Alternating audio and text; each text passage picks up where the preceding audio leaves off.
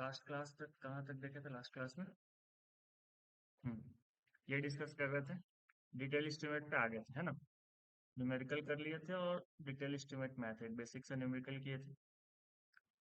इसके बाद देखो, डिटेल एस्टिमेट में दो तरह का शीट पढ़े, एक मेजरमेंट शीट, एक एब्स्ट्रैक्ट शीट। मेजरमेंट शीट क्या होता है? जिसपे हम लोग क्वांटिटी निकालते हैं। और एब्स्ट्रैक्ट शीट जिसमें हम लोग उसका कॉस्ट निकालते हैं। ठीक, cost of item is reported in form of abstract sheet. तो टोटल कॉस्ट कैसे निकलता है? तो जो क्वांटिटी है उसको हम लोग रेट से मल्टीप्लाई करते हैं, टोटल कॉस्ट निकल जाता है। और जो डिटेल एस्टिमेट है ये ज़्यादा रिलायबल है। कैसे? क्योंकि यहाँ पे हम लोग हर एक चीज़ का प्रॉपर डिटेल में क्वांटिटी निकाले हैं, तो ये ज़्यादा रिलायबल होगा। अप्रॉक्स एस्टिमेट में क्या कर रहे थे? डायरेक्ट यूनिट रेट से मल्टीप्लाई कर दे रहे थे। अगर प्लेन एरिया था तो वॉल्यूम से हम लोग रेट को मल्टीप्लाई कर रहे थे। अगर ब्रिज का बात कर रहे थे तो वहाँ पे टिपिकल बे मेथड करके एक था। ठीक है। ऑडिटोरियम था तो वहाँ पे हम लोग सीट्स के अकॉर्डिंग प्राइस दे रहे थे। तो वो सब क्या था? आपका रफ एस्टिमेट। बट जो आपका डिटेल एस्टिमेट होता है ये ज़्यादा रिलायबल होता है। ठीक है। This detail estimate is required for technical sanction. अब टेक्निकल सैंक्शन एक नया टर्म आया, ये क्या होता है? कोई बताएगा? एनीवन? एक एडमिनिस्ट्रेटिव अप्रूवल होता है, एक टेक्निकल सैंक्शन होता है, दोनों में क्या डिफरेंस है?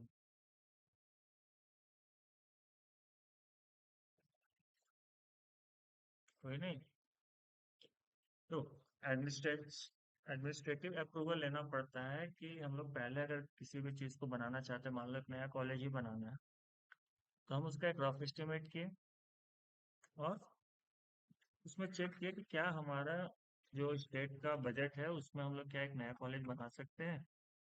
मान लो 150 करोड़ या 200 करोड़ के आसपास का अगर कॉलेज आ रहा है नया बनाने में, तो क्या हम अपना बजट से अलाउ कर सकते हैं? उसके लिए लगता है अप्रोक्स एस्टिमेट। और वो जो अप्रूवल लेते हैं वो कहलाता है आपका एकेडमिक अप्रूवल। ठीक है। लेकिन जब एकेडमिक अप्रूवल मिल जाता है तो उसके बाद उसका पूरा डिटेल एस्टिमेट बनता है और उसको जो अप्रूवल होता है वो कहलाता है टेक्निकल सैंक्शन। दिक्कत या डाउट?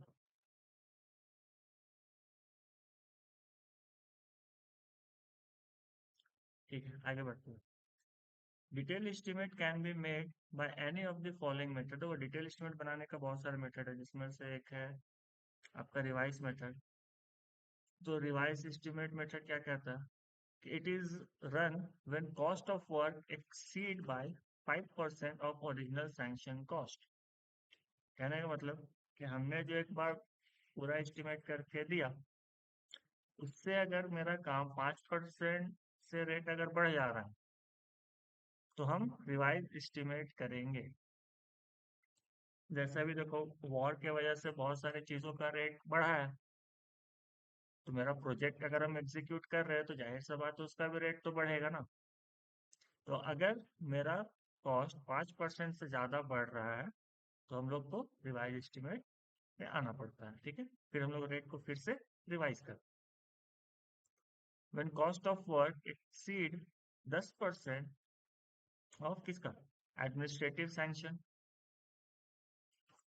अगर जो स्टार्टिंग में अगर हम लोग एडमिनिस्ट्रेटिव सैंक्शन में जो अमाउंट दिए थे, अगर उससे 10% अगर एक्स्ट्रा भाग रहा है, 10% से ज़्यादा रेट आ रहा है, तो फिर हम लोग एक रिवाइज एस्टिमेट करते हैं। दिक्कत? किसी को डाउट है?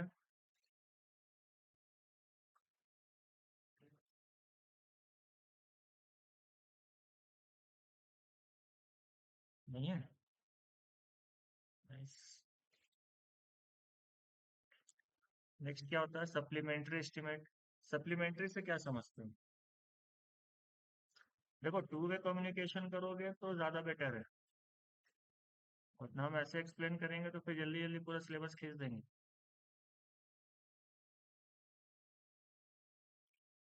मेन मोटिव है आपको समझ में भी तो आना चाहिए ना। हाँ या ना ये बोलते रहना आप लोग को। तो सप्लीमेंट्री एस्टीमेट क्या होता है? सप्लीमेंट आप सुने होंगे, जैसे कि आप लोग अलग से हॉर्लिक्स वगैरह अगर कभी पिए होंगे, तो क्या है, एक तरह का सप्लीमेंट है ना। खाना तो खा रहे हो, एनर्जी मिल रहा है, बट आप एडिशनल कुछ ऐड कर रहे हो। ठीक है, उसी तरीके से this is a fresh detail estimate in addition to the original sanction estimate prepare when additional work is also to be carried out in the project. कहने का मतलब कि आप काम पे कुछ चेंज करा रहे हो, आप चेंज कराओगे तो उसका तो अलग से फिर बिल होगा ना।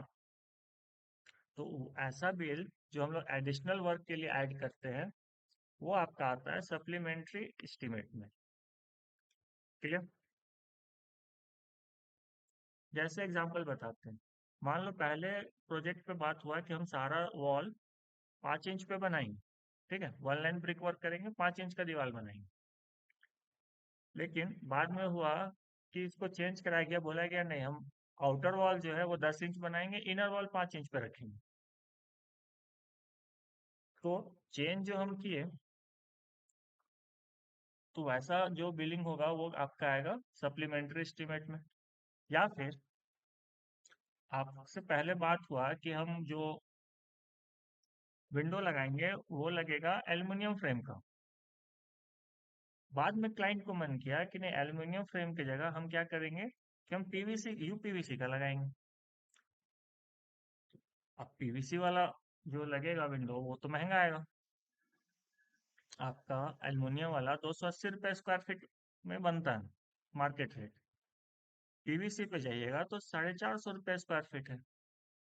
तो रेट में डिफरेंस है ना।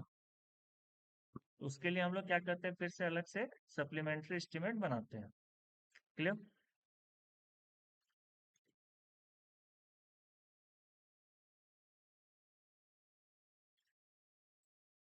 The abstract of cost shows the amount of original sanction estimate and supplementary amount for which the approval is required। ये जो बिल बनेगा उसका अलग से अप्रूवल लेना होगा। क्लियर?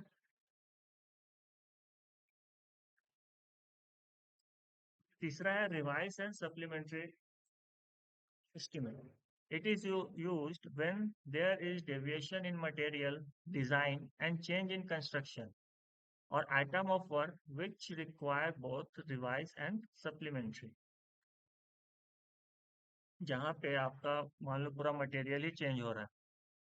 पहले डिस्कस हुआ कि नहीं, वाइट ब्रिक मेरा, सॉरी, सीमेंट वाला ब्रिक मेरा चलेगा, जो एसीसी ब्रिक बोलते हैं। ठीक है, ये डबल एसी ब्रिक जो वो सब जो आता है, फ्लाई एश ब्रिक्स, उस पर हमारा काम होगा। फिर बाद में वो चेंज होता है, वो कहा जाता है नहीं, हम रेड ब्रिक यूज करेंगे। तो पूरा तो मटेरियल ही चेंज हो गया ना। पहले अगर बोला गया कि डिजाइन हम बाहर से नॉर्मल सिंपल प्लास्टर कराएंगे, कोई भी कॉर्निस वर्क नहीं कराएंगे। बाद में आया कि नहीं, हम इसको डिजाइन कराएंगे, हम कॉर्निस वर्क कराएंगे, हम मटेरियल अलग लगाएंगे।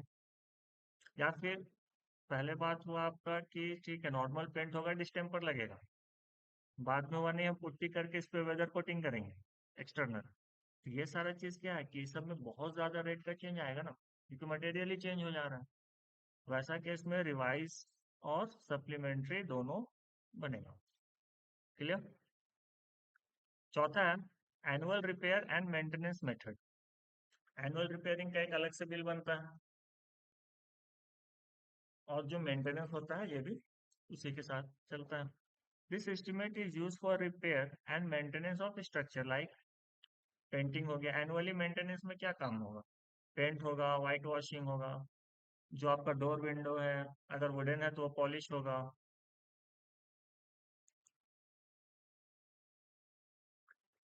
कहीं से अगर पाइप वगैरह लीक कर रहा, मान लो चूहे ही काट दिया, पाइप लीकेज हुआ, तो वो सबको leak filling, pot holes repair. मान लो रोड बनाए हो, रोड में गड्ढा हो रहा है, तो ऐसा थोड़ी है कि जिसको कॉन्ट्रैक्ट मिला रोड बनाने को, एक बार बना दिया तो उसका काम खत्म हो गया, ऐसा नहीं होता।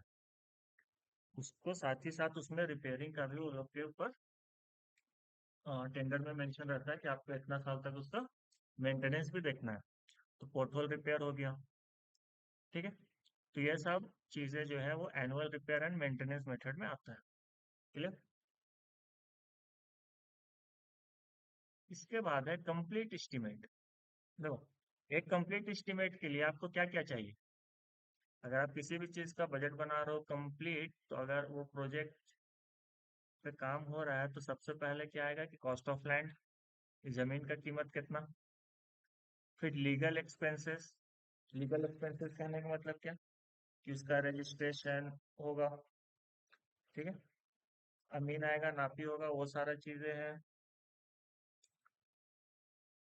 कॉन्ट्रैक्ट बनेगा ओनर के बीच और कॉन्ट्रैक्टर के बीच। जितना भी पेपर वर्क का काम होगा वो सारा आपका लीगल एक्सपेंसेस। और दूसरा पेपर होता है आपका contract between owner and contractor. बिना पेपर वर्क का हम लोग कॉन्ट्रैक्ट किसी को भी नहीं देते काम के लिए। और उस कॉन्ट्रैक्ट में हर एक चीज मेंशन होता है कि किस किस क्वालिटी का किस मटेरियल लगेगा और उसका क्या क्या वो प्राइसिंग लेगा। ठीक है। उसके बाद आता है कि मेन कॉस्ट ऑफ कॉन्ट्रैक्टर। उसमें क्या क्या आ जाएगा आपका, लेबर, मटेरियल, सुपरविजन। ठीक है, जो कॉन्ट्रैक्टर का चार्ज होगा। फिर उसमें ऐड करेंगे हम कंटीजेंसी कॉस्ट, जो इमरजेंसी पैसा लगता है अलग से जो हम लेते हैं 203%। ठीक है। Engineering cost, water supply, sanitary and electric cost. Clear. ये सारा पिछले क्लास में डिस्कस किए थे, वही सारा चीजें हैं। तो ये सारे को मिला के हम एक कंप्लीट एस्टिमेट कहते हैं। क्लियर। अब देखो, फिर से कुछ टेक्निकल टर्म है। जैसे पहला है administrative approval.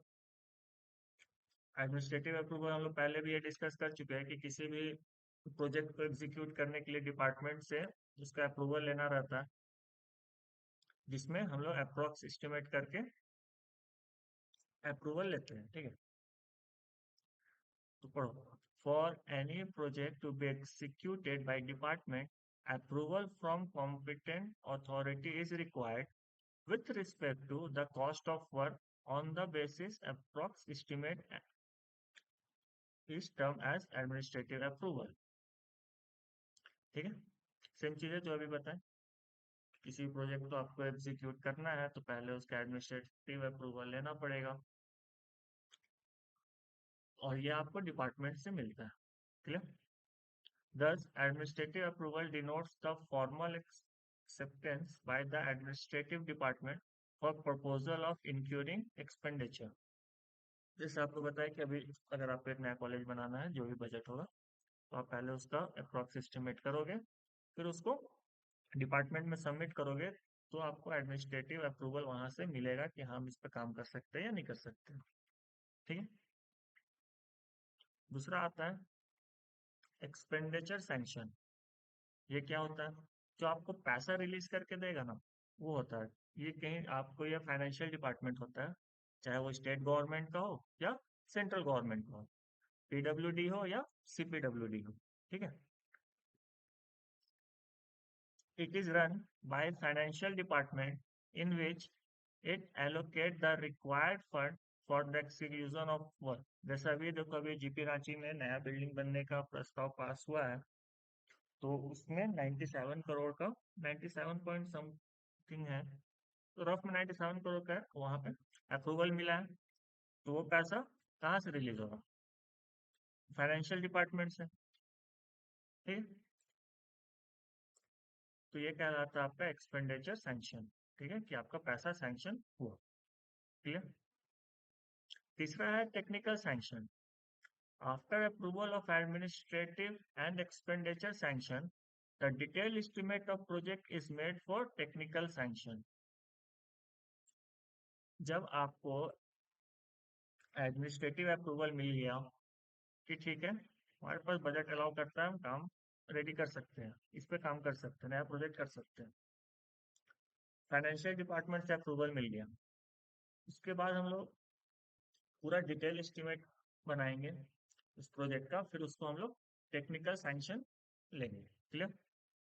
After approval of administrative and expenditure sanction, detail estimate of project is made for technical sanction. ठीक है। नेक्स्ट टॉपिक है schedule of rate. Schedule of rate क्या होता है? ये एक तरह का किताब होता है जो आपको हर एक स्टेट गवर्नमेंट देता है, साथ ही साथ सेंट्रल गवर्नमेंट भी अपना इशू करता है। ठीक है, देखो, list of rate of all the item like labour cost, material cost, transportation etc. are mentioned in a book which is known as schedule of rate book. Clear? और ये कौन बनाता है? ये पीडब्ल्यूडी बनाता है और सीपीडब्ल्यूडी बनाता है। ठीक है, पीडब्ल्यूडी स्टेट का होता है, सीपीडब्ल्यूडी सेंट्रल गवर्नमेंट का होता है। कोई फुल फॉर्म बता सकते हो पीडब्ल्यूडी का? एनीवन? नहीं पता है सर, नहीं पता है सर। देखो, पीडब्ल्यूडी कहलाता है पब्लिक वर्क्स डिपार्टमेंट। ये एमसीक्यू क्वेश्चन है, ये सब चीज पूछता है। ठीक है, शेड्यूल ऑफ रेट ये आया हुआ क्वेश्चन है पिछला, आप लोग के सीनियर का। ठीक है, शेड्यूल ऑफ रेट क्या होता है, एसएसआर क्या होता है, डीएसआर क्या होता है, ये सब पूछा हुआ क्वेश्चन है। PWD public work department. ठीक है, इसको स्टेट गवर्नमेंट से अप्रूवल मिलता है और ये वाला सारा रेट इसमें रहता है। एक हम आपको शो किए थे शायद, एक, हाँ, देखो, जो डीएसआर होता है मेरे पास है, 2023 का है, वॉल्यूम 1, 2 वॉल्यूम है इसका। तो CPWD central public work department. ठीक है, इसमें आपको हर एक चीज का रेट मिलेगा।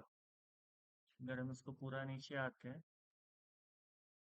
देखो इंडेक्स है content, higher charges of plants and machinery, labour, material, motor, concrete work, RCC, machinery work, stone work.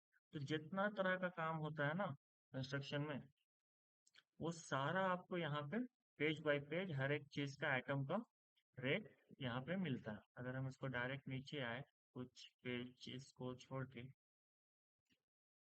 तो कैसा टॉपिक देखते हैं जो आप लोग को ज्यादा रिलेटेबल लगे?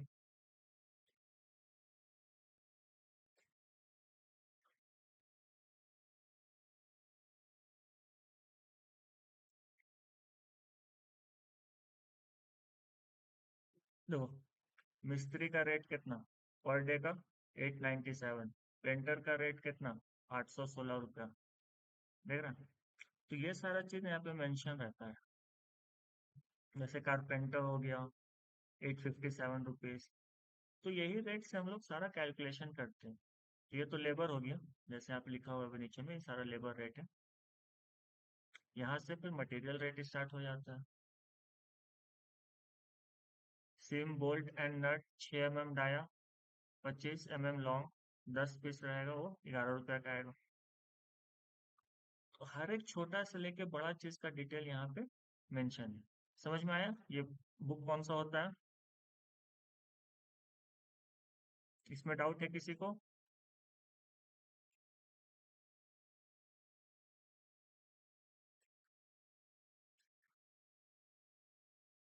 यहाँ से स्टोन वर्क स्टार्ट हो जाएगा।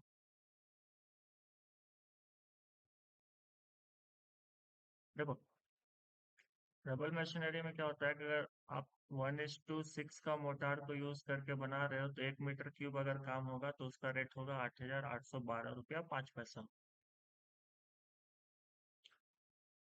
समझे? तो हम लोग ना हर एक मटेरियल को यहाँ से मैचअप करके ही रेट, इसी रेट के अकॉर्डिंग एस्टिमेट होता है। डीएसआर समझ में आया? तो इसका वॉल्यूम 2 है ये डीएसआर। जो उसमें बचा हुआ था वो बाकी इसमें आके ऐड ऑन हो जाता है।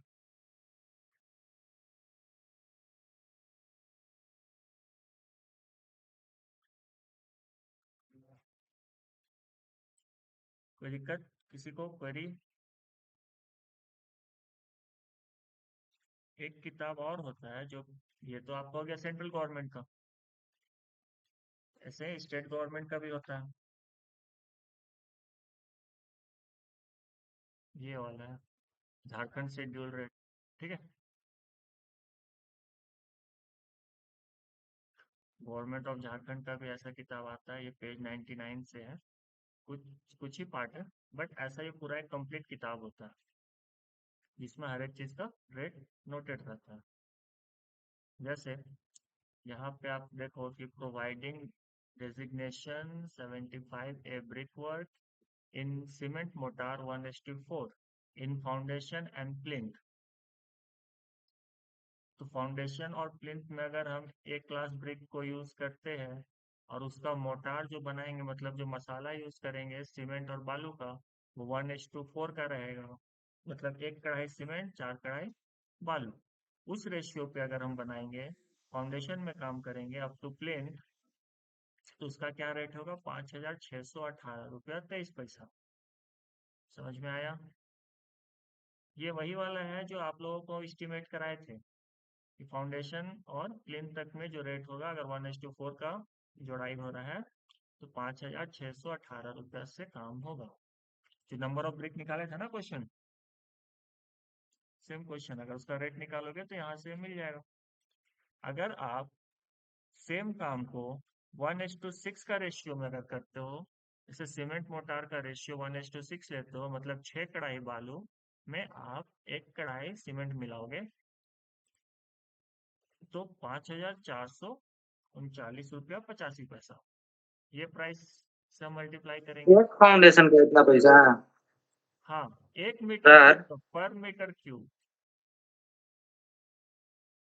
एक फाउंडेशन या फिर एक बिल्डिंग में मतलब कम से कम 4 या 6 फाउंडेशन होता है, तो एक फाउंडेशन का इतना? बच्चा, नहीं नहीं नहीं, गलत कॉन्सेप्ट जा रहे हो, बता रहे हैं। देखो, पहले तो डिजाइन ओपन करते हैं। एक फाउंडेशन नहीं होता, वो पूरा रनिंग चलता है।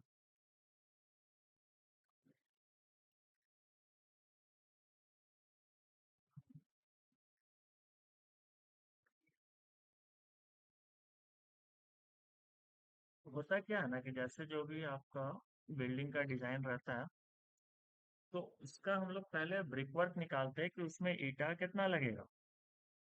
जैसे हम लोग 1 रूम या 2 रूम का हम लोग छोटा सा प्रोजेक्ट देख रहे थे, जो आप लोग का न्यूमेरिकल पूछता है। जैसे ये हुआ कि पहले तो इसको हटा लेते हैं। हाँ, तो ये आपका वॉल है, ठीक है। 3x4 का रूम है, 5x4 का रूम है। तो इसको बनाने में पहले हम निकालते हैं कि आपका फुटिंग तक में कितना ब्रिक लगेगा, ठीक है। तो उसके लिए हमको क्या निकालना पड़ेगा कि फुटिंग में जो हम ब्रिक वर्क कर रहे हैं उसका साइज, जो आपको क्वेश्चन दिए थे, हर एक का सेक्शन होता है। देखो, जो ग्राउंड पे पीसीसी किए थे वो 1.2 मीटर का था, मतलब गड्ढा खोदने के बाद हम जो नीचे पीसीसी करेंगे वो 50 सेंटीमीटर हाइट और लेंथ इसका रखेंगे 1.2 मीटर। इसके ऊपर हम ब्रिक वर्क कर रहे थे, तो ये जो ब्रिक वर्क का जो टोटल वॉल्यूम आएगा ना, वो आता है आपका मीटर क्यूब में, क्योंकि वॉल्यूम है। यहाँ पे निकाले थे ना ब्रिक वर्क इन फाउंडेशन 1 2 3, ये वाले का बात कर रहे हैं। तो इसका जितना टोटल होगा, यहाँ पे चलो एक लाइन ऐड करते हैं, इंसर्ट इक्वल टू सम, यहाँ से equal to sum bracket open, यहाँ से यहाँ ब्रैकेट क्लोज, एंटर। देखो, तो ये वाला वैल्यू आया आपका मीटर क्यूब, 16.996 मीटर क्यूब आपको ब्रिक वर्क लगेगा। ये 3 फुटिंग बनाने में, फर्स्ट सेकेंड और third. First second third footing मतलब क्या? मतलब ये वाला 1 मीटर, 0.9 मीटर और 0.5 मीटर, ये जो फुटिंग बनेगा, इसमें आपका ब्रिक वर्क होगा 16 पॉइंट, मतलब इसको राउंड फिगर में लेंगे तो 17 मीटर क्यूब मान सकते हैं ना।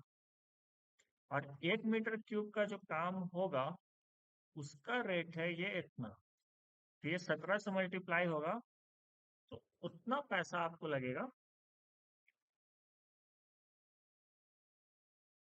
Calculator, 17 multiplied by 5618.23, ₹95,509। ये आपका खर्चा आएगा किसमें? सिर्फ फाउंडेशन बनाने में।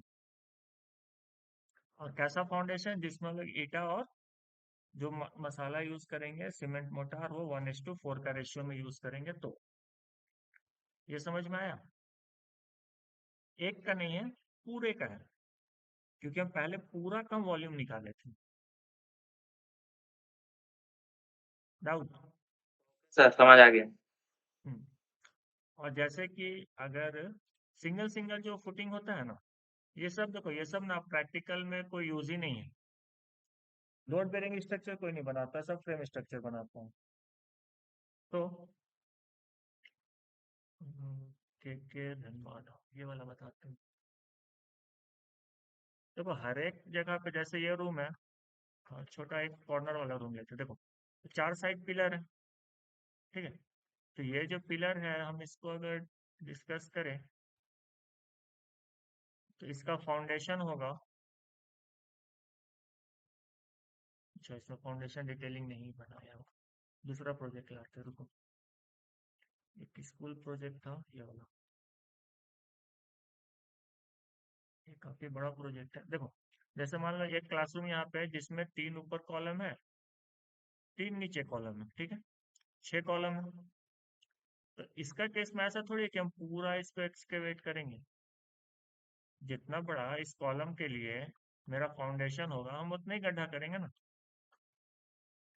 जैसे इसका फाउंडेशन डिटेलिंग में आते हैं, तो देखो ये मेरा कॉलम था, इसका मेरा फाउंडेशन इतना है, तो इतना बड़ा ही गड्ढा करेंगे, पूरा क्यों कोड़ेंगे? ठीक है। दूसरा चीज, जब हम इसको फिल करेंगे तो ये कंक्रीट से बनेगा। जो मेरा पिलर बनेगा वो कंक्रीट का बनेगा, हम सिर्फ उतना वॉल्यूम निकालेंगे।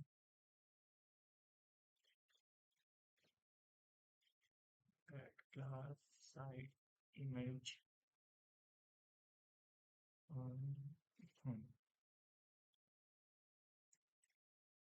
ऐसा काम होता है ना, हम सिर्फ इसका वॉल्यूम निकालेंगे कि एक थो में मेरा कितना मीटर क्यूब वॉल्यूम का कंक्रीट लग रहा है, फिर उस कंक्रीट का रेट से मल्टीप्लाई कर देंगे। समझे?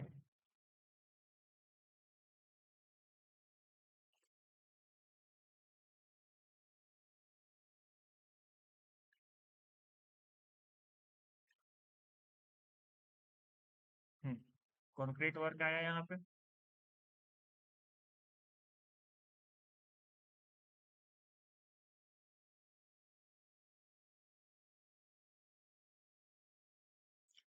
देखो, reinforced cement concrete work in arch dam slow।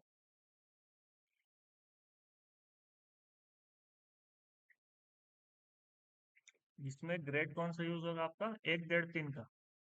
1.5-3 कहने का मतलब क्या कि हमारा M20 ग्रेड का अगर हम यूज कर रहे हैं और उसमें जोन 3 का सैंड को यूज कर रहे हैं, ठीक है, तो आपका 1 मीटर क्यूब का रेट क्या है? 6,606 रुपया 37 पैसा।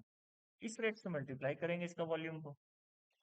तो ये बाई वॉल्यूम चलता है, ना कि टोटल। ठीक है। आप पहले टोटल का आप क्या करेंगे? वॉल्यूम निकालेंगे, फिर उस वॉल्यूम का रेट है यहाँ पे, मीटर क्यूब का रेट है, 1 मीटर क्यूब का रेट दिया हुआ है, जितना मीटर क्यूब लगेगा उसको मल्टीप्लाई कर देंगे। क्लियर? आगे बढ़े। तो हमारा टॉपिक था कि, दो टॉपिक था। एक कि पीडब्ल्यूडी क्या होता है, सीपीडब्ल्यूडी क्या होता है, शेड्यूल ऑफ रेट क्या होता है, एसएसआर डीएसआर ये सब क्या होता है। शेड्यूल ऑफ रेट वो होता है कि ऐसा किताब जिसमें सारा चीज मेंशन हो, labour rate, material rate, transportation, हर एक चीज मेंशन हो, उसको हम लोग कहते हैं schedule of rate book. Clear? ये कौन बनाता है? प्रिपेयर बाय सीपीडब्ल्यूडी या फिर पीडब्ल्यूडी। अब क्वेश्चन ये है कि सीपीडब्ल्यूडी क्या होता है और पीडब्ल्यूडी क्या होता है। तो पब्लिक वर्क डिपार्टमेंट, ठीक है, पब्लिक वर्क्स डिपार्टमेंट ये आपका स्टेट देखता है। सीपीडब्ल्यूडी सी से सेंट्रल है, तो ये आपका सेंट्रल गवर्नमेंट देखता है, पब्लिक वर्क डिपार्टमेंट। ठीक है।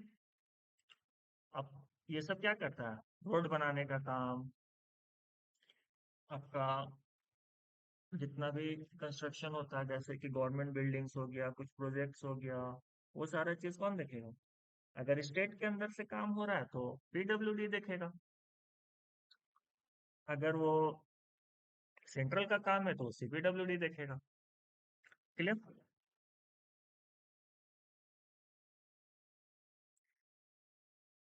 इसी में तीन चीज आता है, सीएसआर, एसएसआर और डीएसआर। एक होता है कॉमन शेड्यूल रेट, एसएसआर होता है स्टेट शेड्यूल रेट, डीएसआर होता है डिस्ट्रिक्ट शेड्यूल रेट। ये बेसिकली लेबर रेट है जो कहीं ना कहीं वैरी करता है, बाकी तो प्रोडक्ट का कॉस्ट ऑलमोस्ट सब जगह पे सेम ही होता है। ठीक है। हाँ, प्रोडक्ट का कॉस्ट भी कभी कभी डिफर करता है, जैसे कि मान लो अगर कोई एरिया है जहाँ पे नदी है, वहाँ पे बालू अवेलेबल है, वहाँ पे बालू सस्ता मिलेगा। और नदी से कोई एरिया बहुत दूर है तो वहाँ पे बालू महंगा मिलेगा। प्लस आने जाने पे जो ट्रांसपोर्टेशन का खर्चा है वो भी एक्स्ट्रा आएगा। ठीक है। अगर हम झारखंड में बात करें तो रांची में जिंदल का प्लांट है। तो जिंदल प्लांट का जो रॉड बनता है, जो सरिया बोलते हैं, वो यहाँ पे आपको ज़्यादा डिस्काउंट में मिल जाएगा। लेकिन ये थोड़ा सा आउटर एरिया में जाएंगे तो वहाँ पे ट्रांसपोर्टेशन कॉस्ट आपको इंक्रीज करेगा, तो वो आपको थोड़ा सा हाई प्राइस में मिलेगा, डिस्काउंट कम मिलेगा। ठीक है। ऐसे होता है। तो डीएसआर समझ में आया, देख भी लिए कैसा होता है। जीएसआर, झारखंड शेड्यूल रेट, ये भी समझ में आ गया होगा। क्लियर है? इसको क्लोज करते हैं, आगे बढ़ते हैं। अगला टर्म है कि डिग्री ऑफ एक्यूरेसी। एक्यूरेसी कहने का मतलब क्या है? कि हम किसी भी काम को कितना एक्यूरेट कर सकते हैं। तो यहाँ पे हम एस्टिमेट कर रहे हैं, मटेरियल का एस्टिमेशन निकाल रहे हैं कि क्वांटिटी कितना लगेगा। तो जो भी आप मटेरियल निकालें, अब वापस आते हैं कि हम लोग क्या क्या कैलकुलेट किए थे। जैसे ये कैलकुलेट किए एक्सकेवेशन। ठीक है। आप लोग वाला क्वेश्चन है ये। तो एक्सकेवेशन किए तो हम यहाँ पे डाटा लिखे 45.084, मतलब पॉइंट मतलब क्या, डेसिमल के बाद हम 3 डिजिट एक्यूरेसी में गए ना। और जो हम पीसीसी किए ये 17.34, मतलब डेसिमल के बाद 2 डिजिट, 0.34। क्लियर? तो अब यहाँ पे देखो कि लेट एंड ओवर विंडो, यहाँ पे हम कितना एक्यूरेट गए, 0.2295, मतलब डेसिमल के बाद 4 डिजिट एक्यूरेसी पे गए। प्रैक्टिकल समझ में आया कि डिग्री ऑफ एक्यूरेसी कहने का मतलब क्या, कि आप किसी भी चीज को कैलकुलेट कर रहे हैं तो आप उसका कितना एक्यूरेट डाटा लेके आ रहे हैं। तो dimension shall be measured up to 0.01 metre. 0.01 कहने का मतलब क्या, कि 1 सेंटीमीटर। ठीक है। जो मेजरमेंट लेंगे वो 1 सेंटीमीटर के आसपास के एक्यूरेसी में लेंगे। क्लियर? अगर 5 मीटर आप एक लेंथ को मेजर कर रहे हो और वो है, जैसे कि आपके वाले प्रोजेक्ट पे आते हैं, अगर ये मेरा इनर डायमेंशन 5 मीटर था, ठीक है, 5,000 है। अगर ये 5,000 1 सेंटीमीटर होता तो हम यहाँ पे 1 सेंटीमीटर को भी कंसिडर करते और यहाँ पे लिखते 5.01 मीटर। इसमें डाउट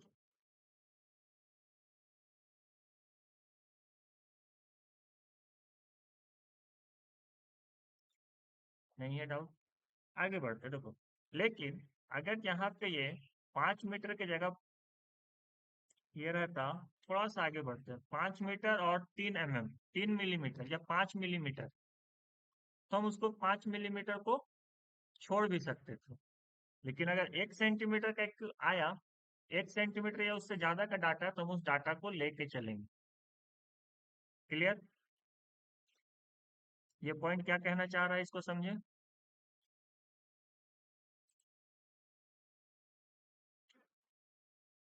और ये यहाँ पे लिखा हुआ है इसलिए नहीं, बट ये IS 1200 में भी ये मेंशन है कि आपको कितना एक्यूरेसी में लेके चलना है, तो ये वहां का डाटा। ठीक है।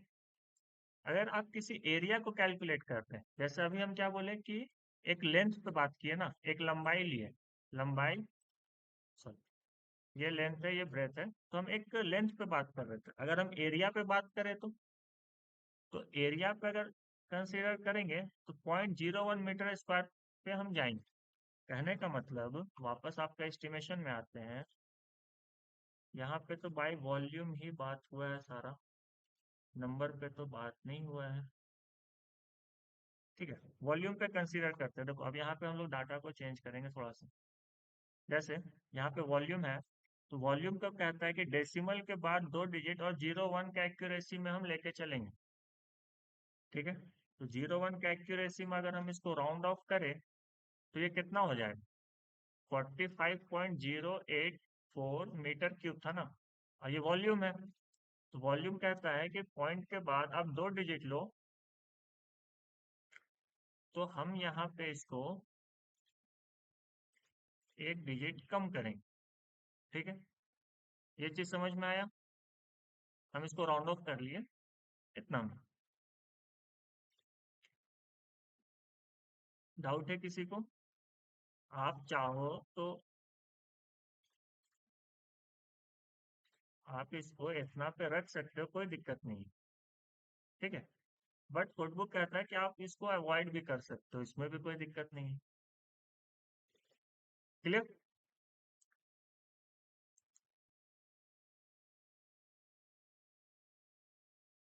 कट गया क्या?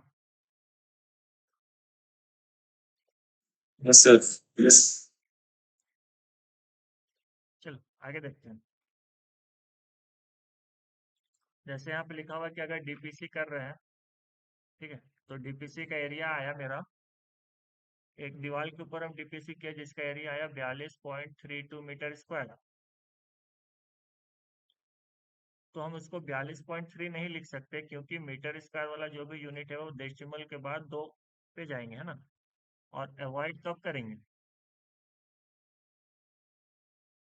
जब मेरा दूसरा वाला डिजिट 1 से कम होता तो यहाँ पे तो 2 है ना, डेसिमल के बाद जो दूसरा डिजिट है वो 1 से ज्यादा है, 2 है ना, तो हम इसको पूरा इतना का ही कैलकुलेशन में देंगे और इसी का एस्टिमेट करेंगे। क्लियर? तो एरिया समझ में आया, वॉल्यूम समझ में आया, लेंथ समझ में आया। तीसरा है किलो पे भी तो बात होता है। तो मास पे अगर बात करेंगे तो वो अगर 1 kg है तो हम उसको अवॉइड नहीं करेंगे, 1 kg से कंसिडर करेंगे, उससे कम रहेगा तो अवॉइड कर सकते हैं। बट ये अगेन कंडीशन नहीं है। मान लो यहाँ पे अब 800 ग्राम अगर ब्रास रहा तो उसका तो वैल्यू है ना, वैसे चीज में कंसिडर करते हैं। बट लोहा वगैरह का जो रहता है वो सब में हम लोग जनरली 1 kg पे हम लोग राउंड ऑफ कर सकते हैं। क्लियर? लकड़ी का जो काम होता है वुड वर्क, ये हमेशा मीटर क्यूब में काम होता है, वॉल्यूम में होता है, वुड का सारा काम वॉल्यूम में। ठीक है, प्लाई वगैरह आता है तो वो अलग से पीस में आता है, नो डाउट। बट जनरल जो पेड़ का लकड़ी से बना हुआ रहता है वो सारा आपका वॉल्यूम में ही काउंट होता है। ठीक है, जिसको टिम्बर बोलते हैं। तो वो रहेगा 0.002 मीटर क्यूब का एक्यूरेसी पे लेंगे। ठीक है, री जो लेंगे वो लेंथ में चलता है। री शॉर्ट में लिखा हुआ है, जिसको सरिया बोलते हैं, उसको हम 0.005 मीटर का तक कंसिडर करेंगे। ठीक है, जो ढलाई होता है स्लैब, तो thickness of slab projected outside the beam और column shall be measured up to 0.005 metre या 5 mm तक भी हम उसको अगर निकल रहा है तो हम उसको कंसिडर करेंगे। क्लियर? स्लैब प्रोजेक्शन समझे? स्लैब प्रोजेक्शन कहने का मतलब है छज्जा होता है, छज्जा जो बाहर निकला हुआ रहता है खिड़की के ऊपर, या फिर आप छत में देखोगे तो छत में भी हम लोग थोड़ा सा एक्स्ट्रा निकालते हैं बालकनी के लिए, तो वो सारे का बात हो रहा है। अगर वो 5 mm भी बाहर निकला है तो हम उसको कंसिडर करेंगे। Clear? Type of work according to cost, work can be classified into 3 on the basis of cost. एक होता है petty work, minor work, major work. 3 तरह का हम लोग काम पे क्लासिफाई किए हैं। पीटी वर्क कहने का मतलब ऐसा काम जो कि 50,000 से कम का काम हो तो उसको हम पीटी वर्क बोलेंगे। 50,000 से 2 लाख का अगर बीच का कोई काम हो रहा है तो उसको माइनर वर्क बोलेंगे। 2 लाख से ज्यादा बजट का कोई काम है तो वो मेजर प्रोजेक्ट में कहलाएगा, उसको मेजर वर्क बोलेंगे। इस 3 पॉइंट में कोई दिक्कत? सिंपल है।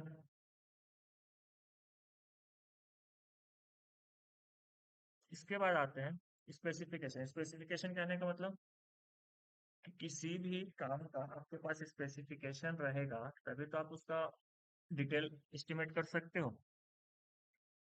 जैसे कि बोल दिया कॉन्क्रीटिंग करना है, ठीक है, लेकिन कॉन्क्रीटिंग करना है तो किस रेशियो का करना है, कितना सीमेंट मिलाएंगे, कितना बालू, कितना गिट्टी, कितना पानी, इसका भी तो होना चाहिए ना डिटेल।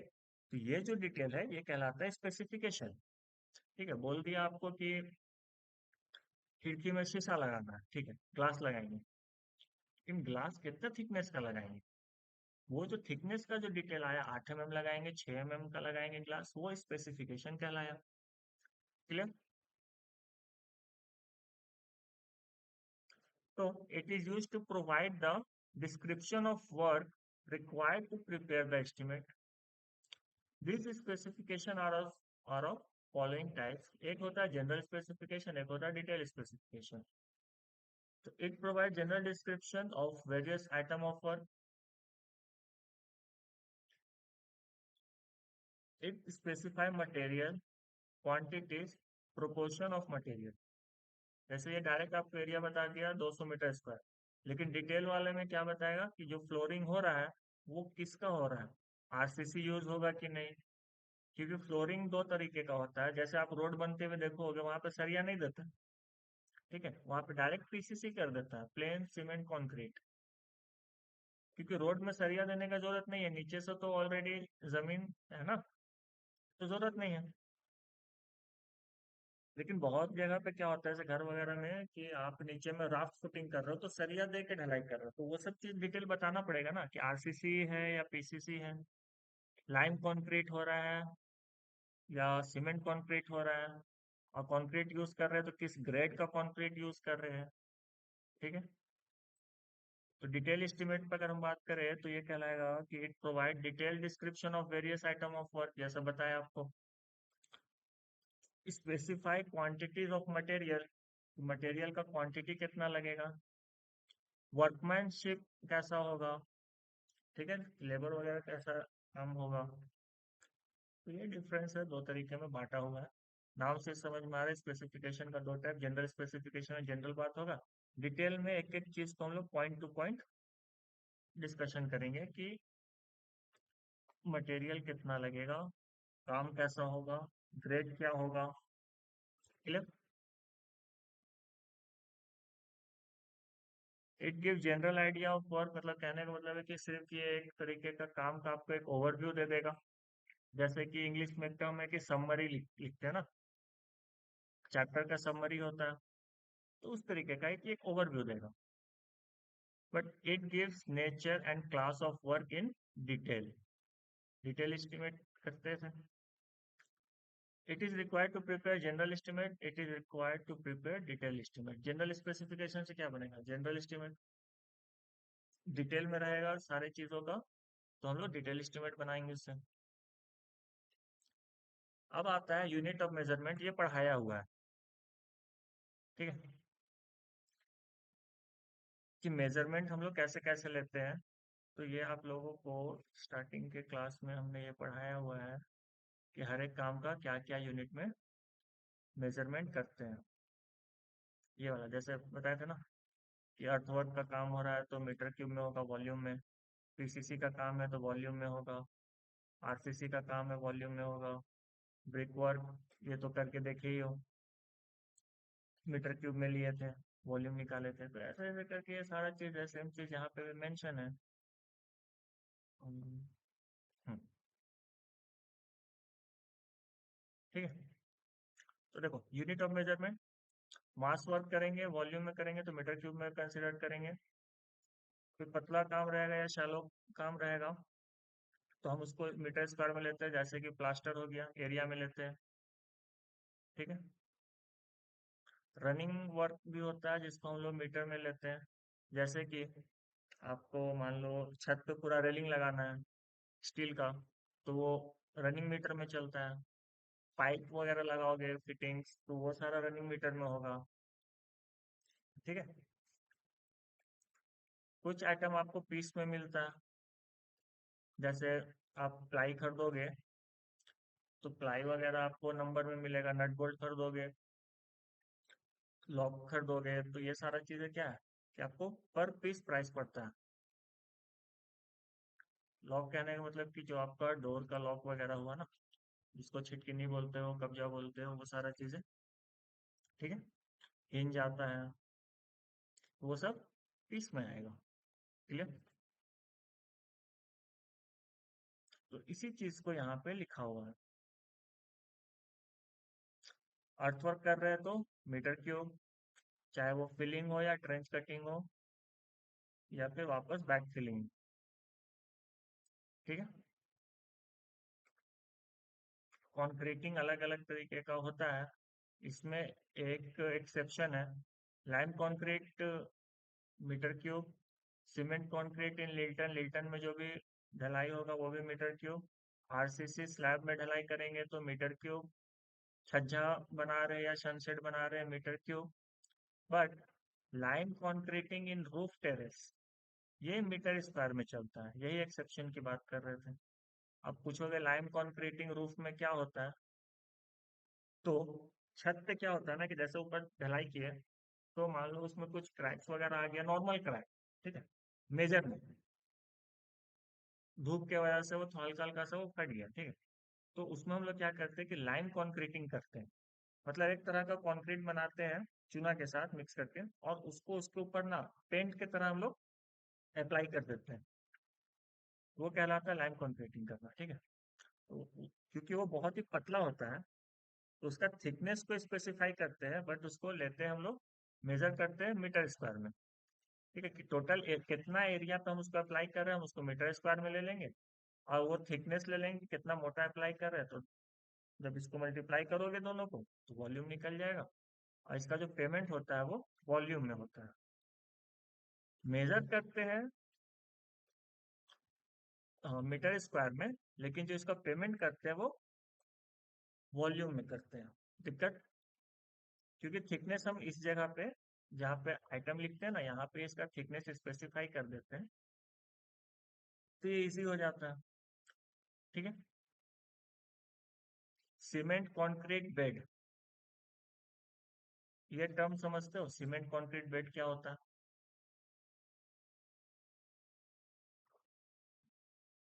मान लो आपको किसी भी मशीन को जमीन पे फिक्स करना है। कॉलेज में देखोगे कि यूटीएम मशीन है, चाहे सीप शेकर है, तो ये सब के नीचे हम लोग ऐसे ही नहीं रखते हैं। हम लोग नीचे में ना प्रॉपर एक थिक बेड बनाते हैं कंक्रीट का। ठीक है। तो वैसा अगर कोई बेड बनेगा तो वो भी मीटर क्यूब में चलेगा। क्लियर। डीपीसी की बात करेंगे तो डैम प्रूफ कोर्स। डीपीसी क्या होता है, डिस्कस किए थे।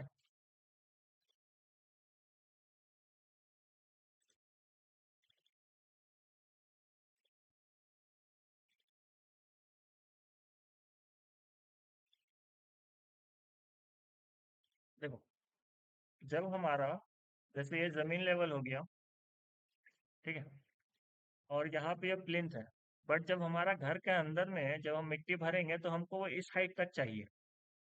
हम थोड़ा ऊंचा करके घर बनाते हैं। ठीक है। तो इससे क्या होगा कि यहाँ पे अगर यहाँ तक हम मिट्टी को फिल करते हैं, तो ये पोर्शन तक मिट्टी में क्या होता है कि पानी वो सोखता है। तो वो क्या करेगा कि आपका ईटा को भी वो पानी जाएगा, तो कैपिलरी एक्शन से यहाँ पे क्या होगा कि सीलन आएगा। ठीक है। सीपेज होगा। सीपेज होगा, तो क्योंकि ये सारा ब्रिक वर्क है, धीरे धीरे ये पानी कैपिलरी एक्शन से ऊपर भी आएगा और ऊपर भी पूरा सीलन आने लगेगा। ठीक है। तो ये पानी जो यहाँ पे मिट्टी की वजह से इस ईटा पे आ रहा है, ये इस पे ट्रांसफर ना हो, इसके लिए हम यहाँ पे एक कंक्रीट का लेयर देते हैं, जिसको हम लोग बोलते हैं डीपीसी। इसीलिए इसको बोलते हैं डैम्प प्रूफ कोर्स। ये डैम्पनेस को ये जो पानी है इसको डैम्पनेस बोलते हैं। इस डैम्पनेस को ये ऊपर नहीं आने देगा, तो ऊपर का दीवार आपका खराब नहीं होगा। यहाँ पे तो अंदर से पूरा पक्का हो जाएगा ना, टाइल्स वगैरह लग जाएगा।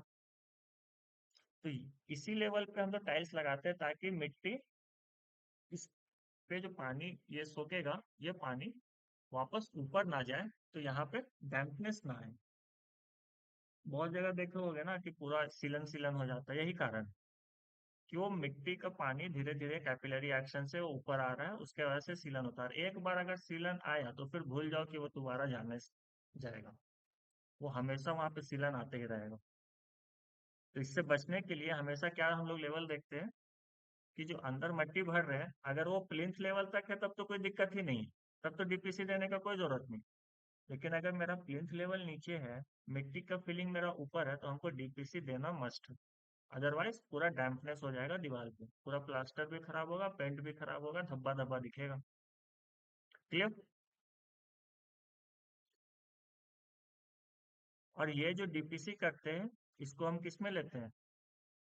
मीटर स्क्वायर में कंसिडर करते हैं, और थिकनेस अलग से यहाँ पे मेंशन कर देते हैं।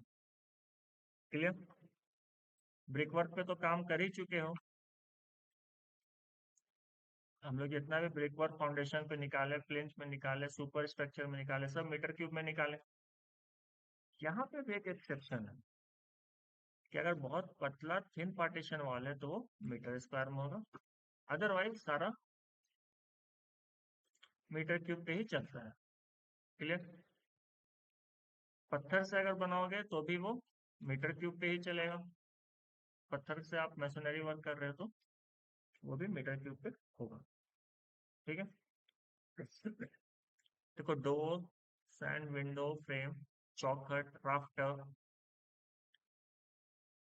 पुराना बिल्डिंग देखोगे तो छत पे जो बीम रहता था वो लकड़ी का होता था, उसी को राफ्टर बोलते हैं। ठीक है? तो जहाँ पे भी लकड़ी का काम है वो मीटर क्यूब में होगा। Shutter of door and Windows, इसका हम लोग थिकनेस प्रोवाइड करते हैं, और उसको हम लोग मीटर स्क्वायर, हाँ, मीटर स्क्वायर में कंसिडर करते हैं। क्लियर? जैसे जो पल्ला होता है ना, अगर लकड़ी का पल्ला है, उसका थिकनेस हम यहाँ पे मेंशन करेंगे, 25 mm, 30 mm, 40 mm, जैसा आप पल्ला बनाओ दरवाजा का, तो जो पल्ला बन रहा है उसका थिकनेस यहाँ पे हम देंगे, और उसका हम लोग मेजरमेंट लेंगे मीटर स्क्वायर में, लेंथ इनटू ब्रेथ। ठीक है? और थिकनेस को अलग से लिखेंगे, लेकिन जब उसका पेमेंट होगा, क्योंकि लकड़ी का पेमेंट हमेशा वॉल्यूम में होता है, जो पेमेंट बनाएंगे वो हम मीटर क्यूब, पर मीटर क्यूब पेमेंट होगा। क्लियर? डोर का कुछ कुछ फिटिंग्स आता है डोर विंडो का, जैसे हिंज हो गया, टोवर हो गया, बोल्ट हो गया, हैंडल हो गया, तो ये सारा चीज नंबर में होता है। ठीक है?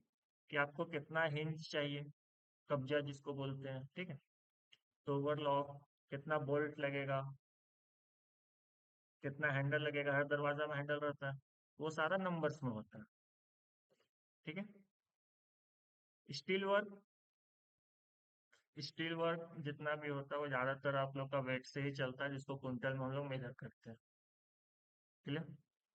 रिवेट बोल्ट हुआ, नट हुआ, एंकरेज बोल्ट हुआ, आयरन होल्ड, फास्टनर, रेलिंग, ये सारा क्विंटल में चलेगा। हाँ, अगर आप ग्रिल बनवा रहे हो तो ये अलग से आता है, तो ये आपका मीटर स्क्वायर में होता है। ठीक है? इसमें यही एक एक्सेप्शनल केस है, जो एक्सेप्शनल है उसको रेट किया हुआ है, और एसएससी जेईई में ये सारा एक्सेप्शनल चीज से ही क्वेश्चन पूछता है। ठीक है? आपको दे दिया यहाँ पे कि स्टील वर्क है, आप देख लिए, आप मार दोगे क्विंटल में? नहीं, आपको स्टील वर्क में स्पेसिफिकेशन देखना होगा कि कौन सा है। आयरन ग्रिल है तो फिर वो मीटर स्क्वायर में होगा, बाकी सब क्विंटल में होता है। ठीक है? रूफिंग की बात करेंगे। रूफिंग कहने का मतलब छत, छत कहने का मतलब कि वो कहीं ना कहीं ढलाई वाला काम है। तो 1:18, चलो यहीं तक रखते हैं आज के लिए, इसके बाद कल देखेंगे। ठीक है?